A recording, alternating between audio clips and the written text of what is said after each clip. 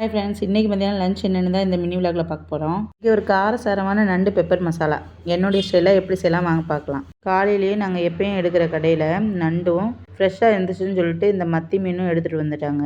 சரி, மத்தி மீனை குழம்பாவும் நண்டை பெப்பர் மசாலாவை போடலாம்னு பிளான் பண்ணிட்டேன். இன்றைக்கி இந்த நண்டு மசாலாவை மண் சட்டியில் தான் வைக்க போகிறேன். இதுலேருந்து 3 ஸ்பூன் நல்லெண்ணெய் சேர்த்துட்டு அது கூடவே ஜீரகம் பெருஞ்சீரகம் போட்டு தாளிச்சுக்கோங்க. அது கூட ஒரு பச்சை மிளகாய், கருவேப்பிலை, கட் பண்ணி வச்ச வெங்காயம் சேர்த்துக்கிறேன். ஒரு 3 ஸ்பூன் அளவில் ஜிஞ்சர் கார்லிக் பேஸ்ட் சேர்த்துக்கிறேன். கூட தக்காளியும் சேர்த்து நல்லா மிக்ஸ் பண்ணி விட்டுட்டு மிளகாத்தூள், மல்லித்தூள் 1/2 ஸ்பூன் அளவுலையும் கொஞ்சோண்டு மஞ்சத்தூளும் சேர்த்துக்கலாம். எண்ணெயில் நல்லா இந்த மசாலா வதக்கி விட்டுட்டு கழுவி க்ளீன் பண்ணி வச்சுருந்த நண்டை சேர்த்து தேவையான அளவு உப்பு சேர்த்து நல்லா மசாலாவில் பிரட்டி விட்டுருங்க. அப்படியே இருக்கட்டும். ஜாரில் ஒரு 1/2 கைப்பிடி அளவு தேங்காய், சீரகம், பெருஞ்சீரகம், மிளகு ஒரு 1/2 ஸ்பூன் அளவில் எடுத்துக்கோங்க.